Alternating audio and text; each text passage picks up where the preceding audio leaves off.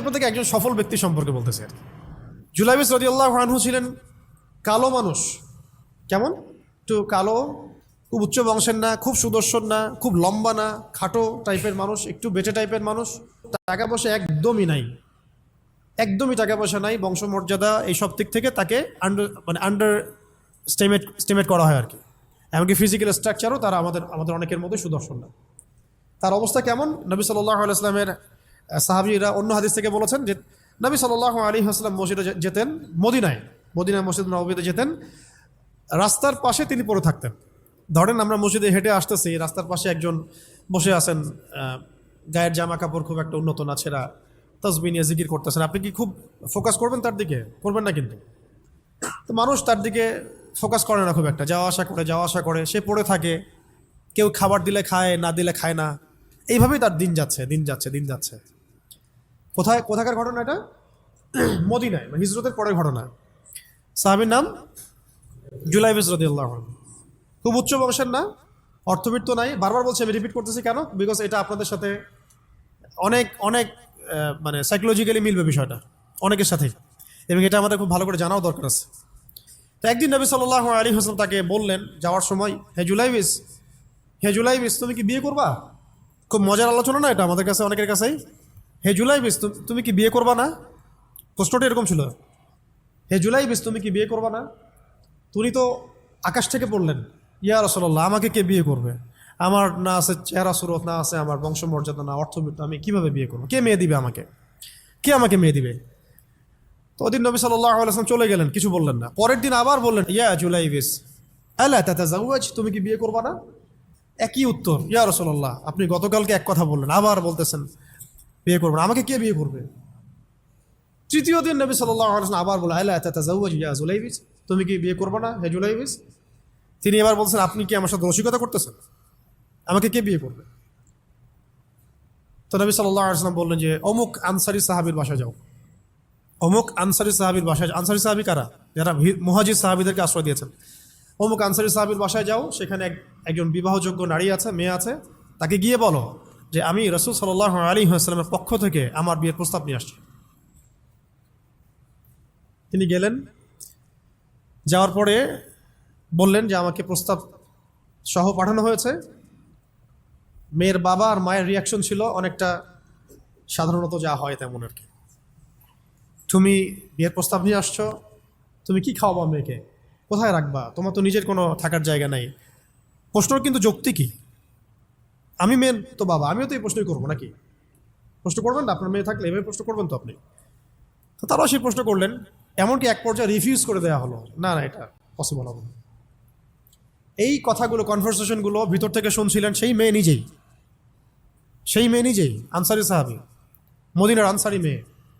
মদিনার আনসারি মেয়েরা কিন্তু অনেক সুদর্শন তৎকালীন সময়কার, উচ্চ বংশের, সুদর্শন, খুবই এলেমওয়ালা হতেন তারা, হিপস ক্ষমতা খুব থাকতো, খুবই জজবাওয়ালা, মানে জিহাদের মাঠে একদম যুদ্ধও করেছেন তারা, একদম নবী সাল্লাল্লাহু আলাইহি ওয়াসাল্লামের আশেপাশে ছিলেন। উহুদের সময় একজন আনসারি সাহাবী ছিলেন, মহিলা সাহাবী, উম্মে আমারা তীর ছুঁড়েছেন নবী সাল্লাল্লাহু আলাইহি ওয়াসাল্লামের পাশে। তো ওনারা কিন্তু খুবই গায়রতওয়ালা মানুষ। তিনি বলছেন, হে আমার বাবা মা, এই প্রস্তাব কে পাঠিয়েছে? নবী সাল্লাল্লাহু আলাইহি ওয়াসাল্লাম। যে প্রস্তাব রাসূল পাঠিয়েছেন সেটাকে কিভাবে তোমরা ডিনাই করো? আমি জুলাইবিসকে বিয়ে করবো ইনশাআল্লাহ। কে বলছেন এটা? আপনি পুরা সিস্টেম খুঁজে এরকম একটা আনসারি সাহাবীর মতো মেয়ে আমাকে দিতে পারবেন? ইল্লা মাশাআল্লাহ, হইতে পারে, ইল্লা মাশাআল্লাহ। তো ওই মেয়ে, নারী সাহাবী, তিনি রাজি হলেন। এবার শোনেন, এবার বিয়েও হলো, মাশাআল্লাহ, বাসর হলো, এবং সকালবেলা আওয়াজ হচ্ছে, মদিনার চারপাশে এলান হচ্ছে যে হে মুসলিমরা, সবাই বের হও, ইহুদিদের সাথে যুদ্ধে আমাদেরকে খায়বারে যেতে হবে। ইহুদিদের সাথে যুদ্ধে আমাদেরকে খায়বার আক্রমণ করতে হবে। নবী সাল্লাল্লাহু আলাইহি ওয়াসাল্লাম তোমাদেরকে আদেশ করেছেন। এটা কিন্তু হুদাইবিয়া সন্ধির পরের ঘটনা। আর ইহুদিদের সাথে আমাদের বেশ কয়েকটা যুদ্ধ হয়েছে, বনু কুরাইজার সাথে, বনু কাইনুকার সাথে, বনু নাজিরের সাথে, এবং ফাইনালি খায়বারে এদের সাথে। তো জুলাইবিস রাদিয়াল্লাহু আনহু বের হয়ে গেলেন যুদ্ধের জন্যে, এবং খায়বারে যুদ্ধ হলো, খায়বার অবরোধ করা হলো, এবং খায়বার যুদ্ধের বিশাল হিস্ট্রি আছে, আপনারা পড়ে নিয়েন, লম্বা কথা। খায়বার দুর্গ জয় হয় এবং এই দুর্গ পুরো জয় করতে, সবগুলো দুর্গ জয় করতে মোট 12 থেকে 16 জন মুসলিম সাহাবি শহীদ হন। 12 থেকে 16 জন বা 18 জনের মতো আর কি, এই ফিগার, এইটুকুর মতো 12 থেকে 16 বা 18, এতটুকু, এত কম সংখ্যক সাহাবি শহীদ হয়েছেন খায়বার যুদ্ধ জয়ে। আর ইহুদিদের তো বহু ইহুদি মারা গেছে। এবং খায়বার বিজয়ের পরে মুসলিমদের আর্থসামাজিক যে অবস্থান, মানে টাকা পয়সা, ল্যান্ড, গনিমতের মাল প্রচুর বেড়ে গেছে। এখন নবী করিম সাল্লাল্লাহু আলাইহি ওয়াসাল্লাম শহীদদের লাশ তালাশ করছেন, কোথায় কোথায় শহীদরা আছে, তাদের মানে কবরস্থ করার প্রসেসিং হবে। উহুদ যুদ্ধেও তো হয়েছে না, ওই রকমই প্রত্যেকটা যুদ্ধেই তো এটা হতো। তো লাশগুলো তালাশ করতে করতে করতে করতে করতে একটা কর্নারে গিয়ে তিনি দেখলেন সেখানে জুলাইবিস রাদিয়াল্লাহু আনহুর লাশ পড়ে আছে। কার? জুলাইবিস রাদিয়াল্লাহু আনহুর লাশ পড়ে আছে, যার ব্যাপারে আমি গল্পটা বলছি আর কি। এবং তার গায়ে অসংখ্য তরবারের দাগ, ক্ষতবিক্ষত অবস্থা, এবং তার আশেপাশে মোট 1 2 3 4 5 6 7 8 9 জন ইহুদির লাশ পড়ে আছে। ছোট সাহাবি, বলেছি আকৃতিতে ছোট, খুব উঁচু বংশের না, অর্থ সম্পদ কম, দেখতে সুন্দর না। গতকাল বিয়ে করেছেন, কেউ তাকে বিয়ে দিতে যাচ্ছিল না। তার এক পাশে কয়জন ইহুদির লাশ? তার পাশে মোট 9 জন ইহুদির লাশ পড়ে আছে, মাঝখানে তার লাশ ক্ষতবিক্ষত অবস্থায়। এই অংশটুকু আপনারা পড়ে নিয়েন, পড়লে আরও ভালো ফিল করবেন, একা একা পড়লে আরও ভালো ফিল করবেন। নবী সাল্লাল্লাহু আলাইহি ওয়াসাল্লাম নিজে তার কাছে গেলেন। হাদিসের মধ্যে আসছে, সিরাতের কিতাবের মধ্যে আসছে, নবী সাল্লাল্লাহু আলাইহি ওয়াসাল্লাম নিজে তার কাছে গেলেন।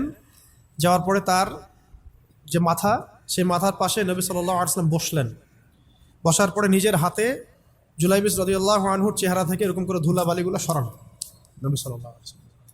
তার গা থেকে রক্তগুলো আমাদের নবী সাল্লাল্লাহু আলাইহি ওয়াসাল্লাম মুছলেন, আদর করলেন। চুলগুলো ঝাড়লেন। দৃশ্যটা চিন্তা করেন, তার চুলগুলো তিনি ঝাড়তেছেন, চেহারা থেকে রক্তগুলো মুছতেছেন। কে? নবী সাল্লাল্লাহু আলাইহি ওয়াসাল্লাম। তার চেহারা ধুলাবালিগুলো মুছতেছেন। নিজের এই পায়ের মধ্যে, উরুর মধ্যে তার মাথাটাকে নিয়ে এসে রাখলেন নবী সাল্লাল্লাহু আলাইহি ওয়াসাল্লাম। রাখার পর এভাবে আদর করতেছেন। আর এরপর উপরের দিকে তাকালেন, তার জন্য তো দোয়া করলেন, উপরের দিকে তাকালেন, তাকে চোখ নামায় নিলেন। সাহাবায়ে কেরাম তো আশেপাশে আছেন অনেকেই, বললেন যে ইয়া রাসূলুল্লাহ, আপনি এমনটা কেন করলেন, চোখ নামায় নিলেন কেন? তখন তিনি বললেন যে আমি দেখলাম যে জান্নাতের হুরদের মধ্যে অসংখ্য হুর ছুটে আসতেছে, কে জুলাইবিসকে আগে বরণ করবে তার জন্য। তিনি নিজে কাঁদলেন, জুলাইবিসের জন্য নিজে কাঁদলেন, নিজের হাতে তাকে এইভাবে উঠালেন। তিনি ছোট মানুষ ছিলেন। এরপর 2 হাত দিয়ে তাকে উঠাই নিজের হাতে তাকে দাফন করলেন। দাফন করার পর তিনি বললেন, ইয়া জুলাইবিস, হে জুলাইবিস, আনতা মিন্নি ওয়া আনা মিনক, তুমি আমার অংশ, আমি তোমার। হে জুলাইবিস, তুমি আমার, আমি তোমার। হে জুলাইবিস, তুমি আমার, আমি তোমার। এই কথাটা বললেন কে? নবী সাল্লাল্লাহু আলাইহি ওয়াসাল্লাম। এখন আপনাদেরকে আমি সাফল্যের মানদণ্ড কিভাবে বোঝাবো? এর বাইরে কোনো ভাষা নেই আমার কাছে। সাফল্য বলতে কি বোঝান? এই সিস্টেম সাফল্য বলতে কি বোঝায়? এই ওয়ার্ল্ড অর্ডারটা সাফল্য বলতে কি বোঝায়? এই বস্তুবাদী জগৎটা আমাদেরকে সাফল্য বলতে আসলে কি বোঝায়? সাফল্য বলতে বোঝাচ্ছে ইমান। সাফল্য হলো ইমান, বিশুদ্ধ আকীদা, বিশুদ্ধ আমল, আল্লাহর আনুগত্য, রাসূলের আনুগত্য, দুনিয়ার জীবনে মুসাফিরের মতো থাকা, যতটুকু প্রয়োজন ততটুকু সন্তুষ্ট থাকা, একজন নেককার স্ত্রী, সুসন্তান সন্ততি, আদর্শ একটা পরিবার, হালাল একটা রিজিক, বাস। ইসলামের জন্য দাওয়াত, তাবলীগ, মেহনত, দিন প্রতিষ্ঠার চেষ্টা, প্রয়োজনীয় জিহাদ, প্রয়োজনীয় শাহাদাত। আর কি আছে সাফল্য বলতে? এরকম সাহাবী একজন নয়, কিন্তু এক একজন সাহাবী সম্পর্কে এক একটা করে কথা বলা যাবে। হানজালা রাদিয়াল্লাহু আনহুর নাম শুনছেন? হানজালা রাদিয়াল্লাহু আনহু, তিনিও বিয়ে করেছেন একদিন। তার পরের দিন সকালে উহুদের যুদ্ধে গিয়েছেন। 70টা আঘাত সহ্য করেছেন, বলা হচ্ছে কিতাবের মতো 70-80টা আঘাত তার দেহে ছিল। শহীদ হয়েছেন। উহুদ যুদ্ধে যখন সাহাবীদেরকে দাফন করা হচ্ছে, তখন তিনি নবী সাল্লাল্লাহু আলাইহি ওয়াসাল্লাম দেখলেন হানজালা রাদিয়াল্লাহু আনহুর লাশটা ভেসে আছে, বাতাসে ভেসে আছে, এবং লাশ থেকে পানি ঝরতেছে। সাহাবীরা জিজ্ঞাসা করলেন, ইয়া রাসূলুল্লাহ, এটা কেমন, এটা কিভাবে হচ্ছে? তখন নবীজি বললেন যে হানজালা গত রাতে বিয়ে করেছে, গোসল করার সময় পায় নাই, সে সকালবেলা চলে আসে যুদ্ধের মাঠে। ফেরেশতারা তাকে গোসল দিচ্ছেন, এটার পানি পড়ছে, আমরা দেখতে পাচ্ছি। সাফল্যের সংজ্ঞা আসলে কি? তো আল্লাহ পাক আমাদেরকে আসলে দুনিয়ার হাকিকত বোঝার তৌফিক দান করে। কিছু কিছু আইডিওলজি আছে যেটা আপনার ভিতর চলে আসলে বাকি সব ঠিক হয়ে যাবে। আর এগুলোর যদি ভিতরে ঠিকমতো না বলবৎ হয়, আপনাকে আমি ডালপালার ক্রাইসিস সমাধান, ওয়ার্ল্ড অ্যাফেয়ার্স, ইকোনমি এইসব বুঝে দিনের দিকে হেদায়েত দিতে পারবো না আমরা। আসলে কিছু বিষয় ভিতর থেকে আসতে হবে, যে আগে আপনাকে হাকিকত বুঝতে হবে আসলেই দুনিয়া কি, আখেরাত কি, গন্তব্য কোথায়, কোত্থেকে আসছি, কোথায় যাব, কোত্থেকে আসছি, আমরা যাব কোথায়, কোত্থেকে আসছি, যাব কোথায়, মাঝখানের সময় আমার কাজ কি, কে আমার নবী, কি আমার দিন, আমার দিনের মৌলিক বিষয়গুলো কি, দিনের ইলম কি, আমল সালেহ কি, দিন প্রতিষ্ঠার মেহনত কাকে বলে, কি কি করলে আল্লাহ পাক আমাকে কালকে আমাদের মাঠে নবীদের, শহীদদের, সিদ্দিকদের সাথে হাসর করাবেন। এটা হলো সাফল্যের মূল কথা। এর মানে এই না যে দুনিয়াতে আমরা কিছুই করব না, ব্যবসা করব না, আমরা চাকরি বাকরি করব না, আমরা মানে মুআমালাত মুআশারাত করব না, বিষয়টা তো এমন নয়। কিন্তু কথা হচ্ছে আমাদের মূল উদ্দেশ্যটা কি হবে। স্ত্রী সন্তান তো আমাদেরও আছে, কেন আপনি তাদের ভরণ পোষণ দিবেন, কেন তাদেরকে আপনি বড় করবেন সুন্দর করে? বিকজ তারা আপনার জন্য রিজিকের অংশ, তারা আপনার সদকা জারিয়া, তাদের উপর আপনার হক আছে, আমার উপর তাদের হক আছে। যার যার হক আমি কেন আদায় করবো? আল্লাহর সন্তুষ্টির জন্য। আল্লাহর সন্তুষ্টি অর্জনের জন্য সব কাজ করা, রাসূলের তরিকায় সব কাজ করা এবং হালাল খেয়ে কাজ করা, এগুলো আমাদের সবাইকে যত দ্রুত সম্ভব এগুলো ঠিক করে ফেলতে হবে। অলরেডি আমরা 15 বছর নষ্ট করে ফেলছি। এখন থেকে যদি স্টার্ট করে আপনি আরও 10 বছর পড়াশোনা করেন এবং দিনের জন্য কাজ করতে থাকেন, 10 বছর পরে আপনি নিজেই ফিল করবেন যে যদি কাশ আমি আরও 10 বছর আগে থেকে শুরু করতাম। প্রত্যেক সেই ব্যক্তি যে স্টার্ট করেছে, হেদায়েত পেয়েছে, সে ফিল করেছে যে কাশ এই কাজটা আমি আরও 10 বছর আগে করতাম। কারণ কিয়ামতের মাঠে কেউ যদি 70 জন নবীর সমানও নেকি নিয়ে উঠে, সেও মনে করবে ওই দিন আমার কোনো নেকিই নাই, আমি কিছুই করি নাই। দিনটি এতটাই ভয়াবহ হবে, ওটা নিয়ে আমরা ইনশাল্লাহ পরে একদিন কথা বলব। এখন আজকে লাস্ট অংশে যে আজকের জন্য যতটুকু ওটা বলছি, যে আল্লাহ রাব্বুল আলামিন আমাদেরকে মানে একেবারে তো 1000 বছর হায়াত দিয়ে পাঠান নাই দুনিয়াতে। এই কারণে এই উম্মতের উপরে আল্লাহ রাব্বুল আলামিনের অনেক বড় রহমত আছে, দয়া আছে।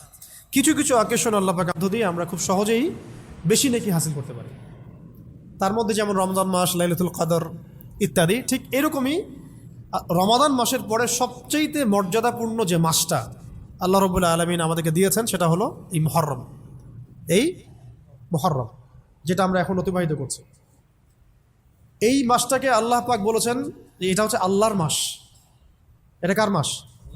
তার বাকি মাসগুলো কি আল্লাহর নয়? অবশ্যই। এটা বোঝানো হচ্ছে এটা আল্লাহ পাকের কাছে অনেক বেশি মর্যাদা মণ্ডিত, সম্মানিত।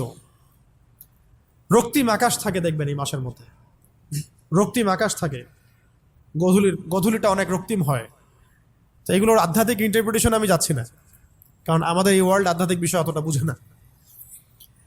এখন মূল কথাটা হচ্ছে এই মাসটা আল্লাহর মাস। নবী সাল্লাল্লাহু আলাইহি ওয়াসাল্লাম বলছেন এই মাসে একটা দিন আছে। প্রত্যেকটা হাদিস এবং আয়াতগুলো এখানে কোট করা আছে, পরে কেউ চাইলে আমার কাছে আমি পিডিএফ দিতে পারবো।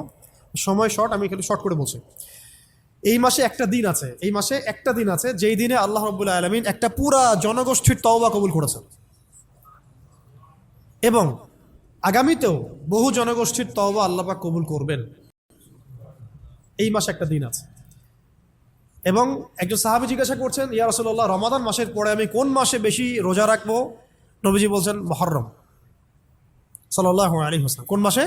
মুহররমে তোমরা বেশি বেশি সাওম রাখো। তো পেলাম এই মাসটা আল্লাহর মাস, এই মাসটা অনেক মর্যাদাপূর্ণ। এই মাসে একটা দিন আছে যে দিনে আল্লাহ পাক তওবা কবুল করেছেন পুরো একটা জনগোষ্ঠীর, ভবিষ্যতেও করবেন ইনশাআল্লাহ।